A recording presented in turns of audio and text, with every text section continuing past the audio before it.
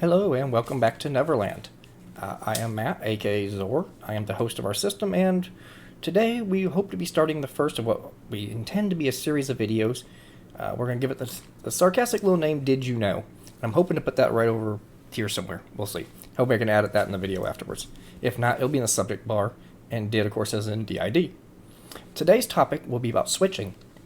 We're going to talk about what this is, how it works, what it feels like for us, what the purpose of it is, and the different ways it can happen. Because there's a lot of misconceptions. The media, particularly, has done some really horrible job with this. And, well, I hope maybe we can help kind of give people a better impression of what it is, at least from our perspective and how we deal with it. Before we get into that, let's go over a couple of terms. You probably already know these if you're finding this channel, but if you don't know anything about D.I.D. at all and you haven't watched our other video, which is admittedly kind of long, it's about 2 hours, this will give you at least a sense of some of the core words we're going to use. First and foremost, you need to know what an alter is. An alter is like an alter ego state, or that's one of the definitions for it, or another personality.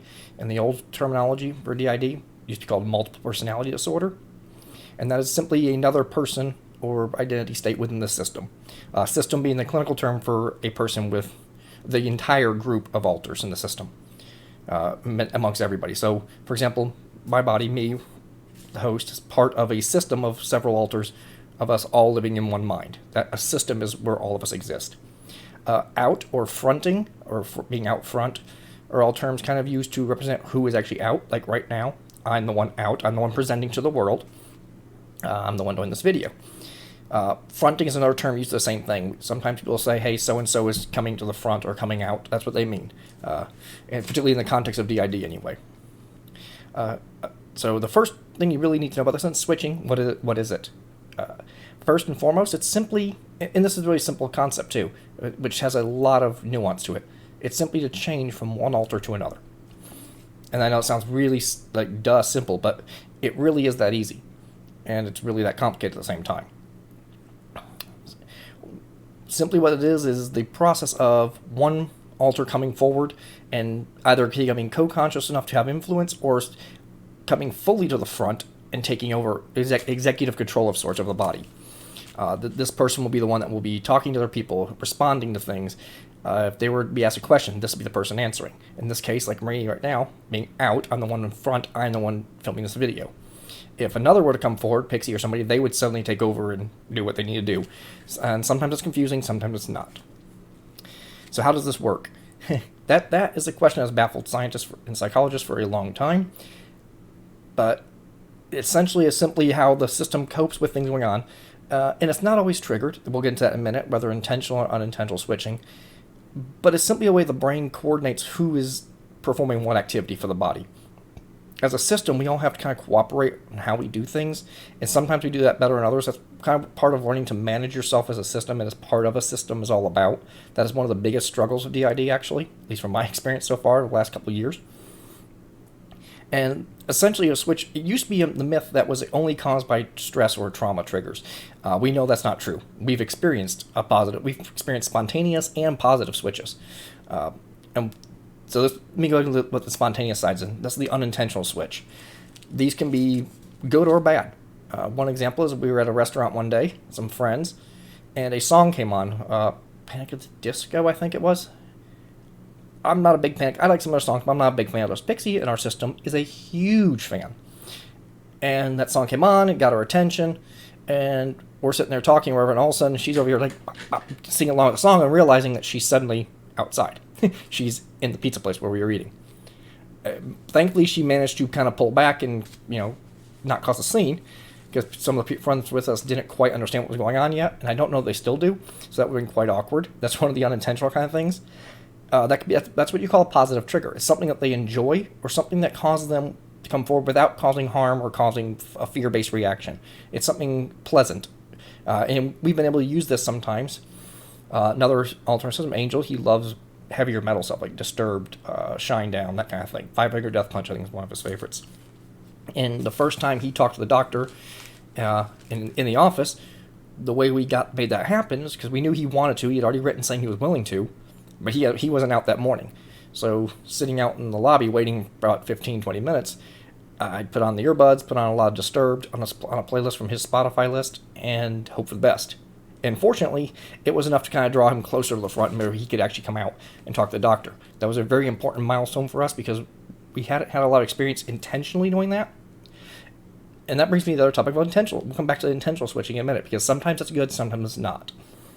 The other type of unintentional switches, I'll look at my notepad here, sorry, are called from negative triggers. Negative triggers can be fear, they can be trauma related, they could be stress. You could just be under an immense amount of stress, something completely unrelated, and another part simply take over that stressful situation. That's what D.I.D is. It's a teamwork system. We tend to try to balance things and cope with things going on in our lives. That's what started this in the first place. And the brain learns that that's a good way to cope with things. And if there's a part of your system that handles stress and really, really hard topics much better than another part, being in that kind of situation can simply just cause that person to come forward. You can also have some that are trauma triggers. If, for example, and I'm going to throw in just kind of make up an idea because I don't want to get any personal details myself or kind of touch anybody else's. So trigger warning here. We'll talk about something to deal with physical abuse here. If you were physically abused and the person choked you, that was their way of getting your fears. If someone came up behind you, just be a friend or someone just trying to give you a hard time and grabbed you by the neck or did this, just trying to mess with you, that could be a trauma trigger if it's something you've lived through that was terrorizing. And a lot of times, of course, that's an example where your friend probably wouldn't have known what happened. A good friend that knows wouldn't do that to you, of course. But or watching that on TV, seeing a movie or a show, or seeing some other person. If you were hit and you turn around and you see another person get slapped and yelled at in an abusive way, that could be a traumatic trigger. That could be reminding you of something terrible that happened, whether you know it consciously or not. And the other alter come forward and take, that was present to suffer that kind of stuff for you. Those are the kind of negative triggers. These are the ones that tend to be the hardest to get control of because of the way that they're so covert. You don't always know, particularly as a host. If you're not fully aware of your system, you may not know who all's involved and what you went through. That's the entire point of D.I.D. It sections things out so you're not aware of it. And that's one of the hardest things you do is trying to figure out what all your negative triggers are so you can try to manage those situations. If you, for example, know there's a movie or a show that's going to cause those, you can avoid them or try to mentally prepare yourself to be more resilient to it or more in control of if that happens to you. I mean, these are the kind of daily struggles we have to kind of work with, particularly negative triggers. They're really hard to kind of keep track of. And the more you know your system, the more you get communication between everybody, the better you'll be able to manage these things. Intentional triggers, I mentioned that a minute ago with Angel. We did that one time, and we've actually experimented a few times to see how well we can do this, because that's one of the things that we have a big problem with. Ours are unintentional and very spontaneous. They're not even necessarily positive or negative triggered. It just happens. I could be folding laundry and suddenly not there, and 2 hours later be sitting at the desk doing something and realizing, wait a minute, a second ago I was doing laundry. Look at the clock and realize, oh, it's been half hour, 2 hour, 2 hours, whatever. Most of our switches right now, because our system is not very stable in that regard yet, we haven't got that kind of communication and coordination. A lot of our switches are simply spontaneous. I have no idea when they're going to happen. Sometimes I can get the feeling of it, sometimes not. I tend to look at the clock a lot. It's a very good grounding thing to keep track of. And I also keep track of time in my book. I'm kind of keep a sense of when things happen, so I have an idea of what happens around. But that's just one of the things you have to live with. Intentional switches, however, on the other hand, are completely opposite. These are situations where you know something's going to happen, or you're going into a situation where you know this is likely to cause that, and you allow it to happen anyway.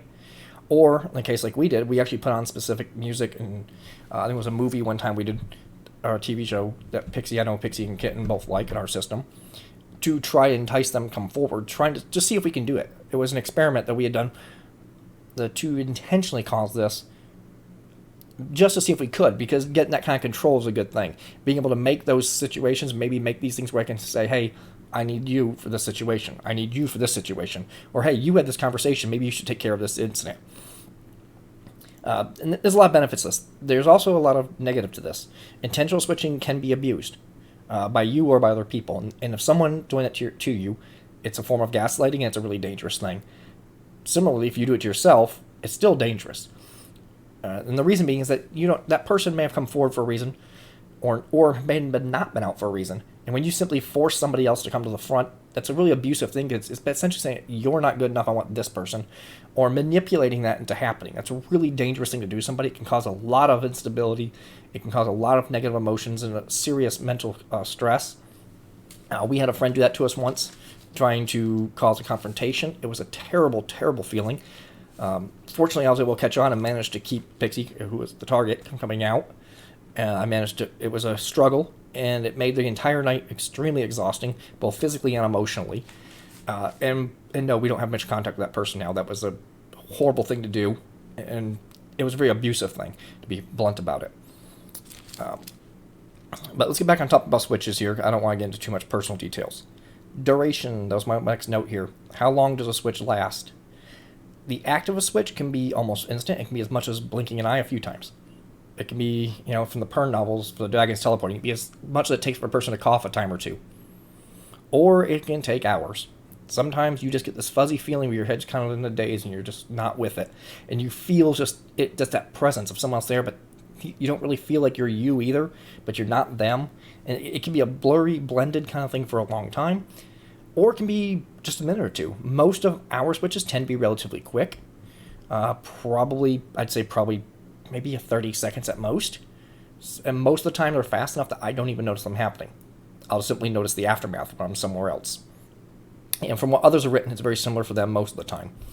There have been some times where it's been longer, where I've been somewhat aware of it, or they have. It's a really weird kind of feeling.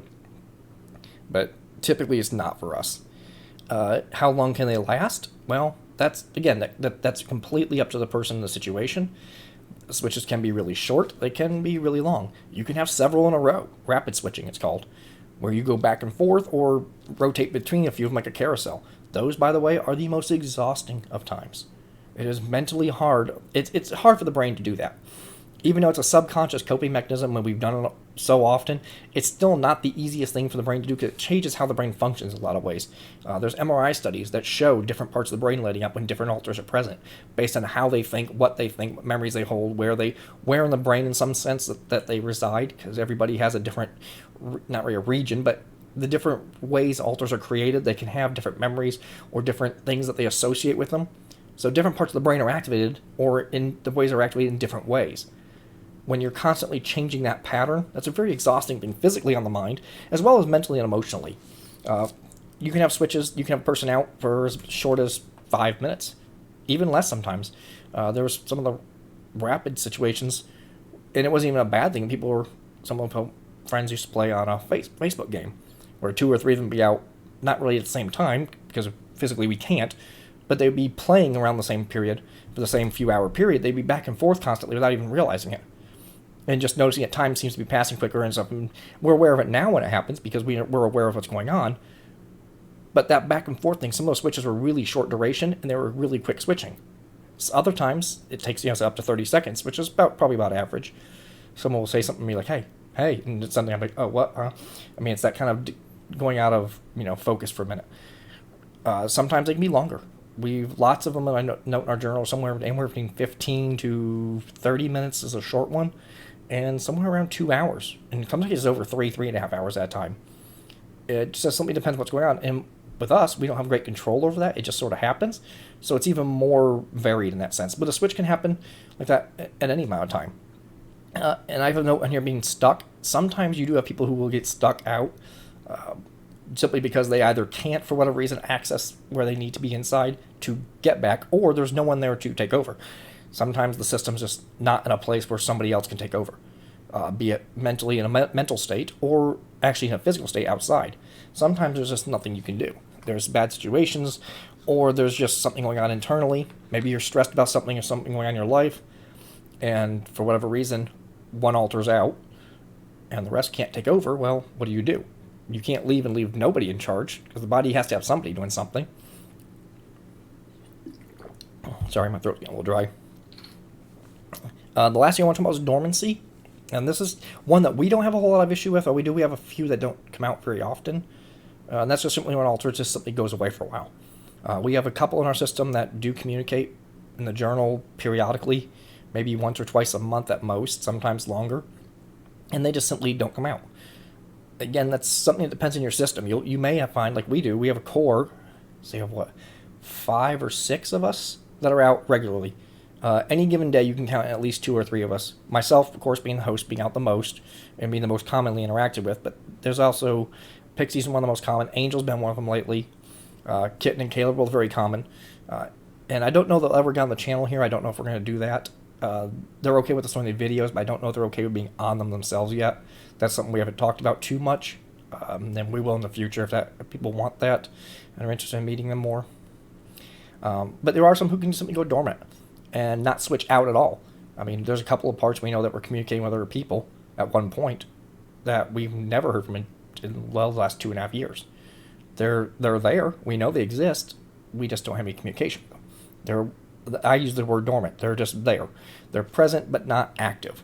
And that may be for a reason too. Maybe the certain situation, they may be more specifically trigger caused, where only certain stresses bring them out. And that's okay too. That's just the way the system works.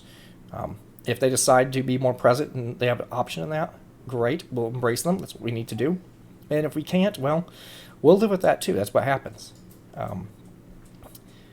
But we're up on 16 minutes. So I think I'm going to call this one here. I'm trying to keep all my videos around 15, 20 minutes. And my dog is now invading the video. As you can see his little tail over here. Come here. You want to come up and say hi? Come on. No? Okay. He's just stubborn. But yeah, I'm going to try to keep it around 15, 20 minutes. But I just want to kind of get a little bit out there about what switching is and how it affects the system, what it feels like for us. It's really hard to describe a feeling on it because it just sort of happens. It's sometimes it's foggy, sometimes it's blinking the eyes. It's literally that varied. But we hope that maybe this helps explain a few things to some people and hope maybe you learned a little bit. If you are new to the channel, thank you for watching this. I appreciate it. If you've seen the really long video, we absolutely thank you. That was not a short one to watch, and we really, really appreciate that. And I hope you come back to see what other stuff we do. And if you have any questions or other topics, please leave them in the comments. Or go to our Twitter page. There's a link on the info on here on YouTube. And let us know. We'd love to answer those questions maybe. Have a wonderful day. Thank you.